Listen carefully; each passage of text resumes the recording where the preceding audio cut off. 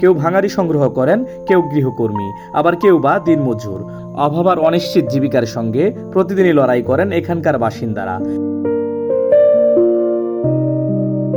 অভাবের কারণে অনেক শিশুকেই অল্প বয়সী যুক্ত হতে হয় পরিবারের আয় রোজগারে। এমন বাস্তবতায় সন্তানদের স্কুলে পাঠানো অনেক পরিবারের কাছেই কঠিন।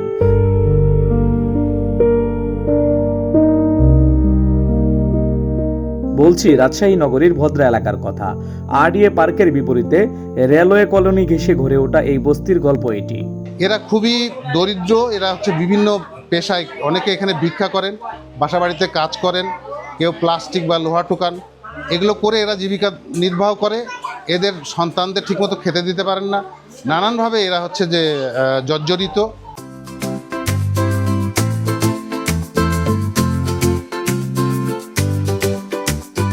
তবে কঠিন এই বাস্তবতায় এসেছে পরিবর্তনের ছোঁয়া। সম্পর্ক সমাজ কল্যাণ সংস্থার উদ্যোগে মাত্র 100 স্কয়ার ফিট জায়গা জুড়ে গড়ে উঠেছে বিকল্প পাঠশালা। রেল কলোনির এই বস্তিতে আমরা দেখেছি যে এখানকার শিশুরা শিক্ষার আলো থেকে বঞ্চিত, তারা স্কুলে যায় না এবং তারা নানা ধরনের অন্যান্য কাজের সাথে লিপ্ত থাকে। সেই জায়গা থেকে এখানে শিক্ষার আলো ছড়িয়ে দেওয়ার জন্য আমরা এই বিকল্প পাঠাগার তৈরি করেছি। এখানে প্রায় 40 জনেরও বেশি এখন ছাত্র আছে। শনিবার থেকে বৃহস্পতিবার সপ্তাহে 6 দিন চলে পাঠদান। প্রথম শ্রেণী থেকে পঞ্চম শ্রেণীর শিশুদের শেখানো হচ্ছে যোগ বিয়োগ, বানান, হাতের লেখা ও ড্রয়িং সহ প্রাথমিক শিক্ষার নানা বিষয়। পাঠশালার প্রতি শিশুদের আগ্রহ এখন চোখে পড়ার মতো। পড়াশোনার পাশাপাশি ছবি আঁকা, লেখা শেখা কিংবা নতুন কিছু জানার আনন্দে প্রতিদিনই এখানে আসেন তারা। শনিবারে সকালে পড়াবে আর সব দিনই বিকাল করে পড়ায়। অনেক কিছুই শেখায়, যোগ বিয়োগ, ক খ, তারপর ড্রয়িং করায় বৃহস্পতিবারে। রাজশাহী বিশ্ববিদ্যালয় ও রাজশাহী কলেজের প্রায় 15 জন স্বেচ্ছাসেবী শিক্ষার্থী বিনা পারিশ্রমিকে নিয়মিত পাঠদান করছেন। বস্তির ছেলে মেয়ে বলে অবহেলা করা হয়, তো আমরা সেইখান থেকে এখানে স্কুলে প্রতিষ্ঠা করা হয়, এখানে তাদেরকে শেখাই। এখানে প্রায় 30-35 জনের মতো স্টুডেন্ট আছে।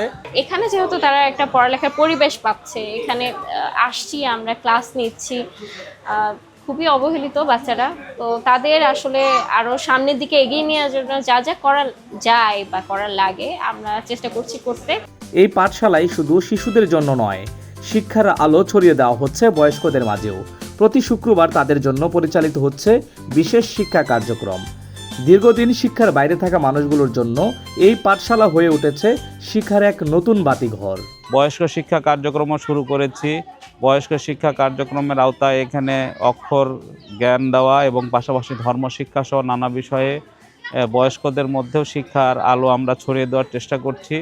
কারো স্বপ্ন শিক্ষক হওয়ার, কেউ হতে চায় ডাক্তার, আবার কেউ বড় হয়ে সমাজের জন্য ভালো কিছু করতে চায়। তাই বিনামূল্যের এই বিকল্প পাঠশালা হয়ে উঠেছে তাদের জন্য শিক্ষার নতুন একটি সিঁড়ি। আমাদের এই বস্তিতে আগে কোনো স্কুল ছিল না। ভার্সিটির মামারা এসে আমাদের ছেলে মেয়ের একটা পড়াশোনার ব্যবস্থা করেছে। আমরা চাই জানি আমার ছেলে মেয়ে ভালো মতো পড়াশোনা করুক, আরও উচ্চশিক্ষিত হোক। আজকের শিশুরাই আগামী দিনের ভবিষ্যৎ, এটা আমরা জানি। তারা যেন ভবিষ্যতে বাংলাদেশের হয়ে কাজ করে, আমরা সবাই এগিয়ে যাব একসাথে কাঁধে কাঁধ রেখে। যেখানে অভাবের কারণে অনেক শিশুর হাতে বইয়ের বদলে উঠে আসে ভাঙাড়ির বস্তা, সেখানে এই ছোট্ট পাঠশালায় তাদের হাতে তুলে দিচ্ছে বই, খাতা আর নতুন স্বপ্ন। উদ্যোগটি হয়তো ছোট, কিন্তু এখান থেকেই বদলে যেতে পারে অর্ধশতাধিক শিশুর ভবিষ্যৎ। ভাঙাড়ির স্তূপ পেরিয়ে একদিন তারাও গড়ে তুলবে নিজেদের পরিচয়। শিক্ষার আলোয় বদলে যাবে জীবন, পূরণ হবে স্বপ্ন, এমনটাই প্রত্যাশা সবার।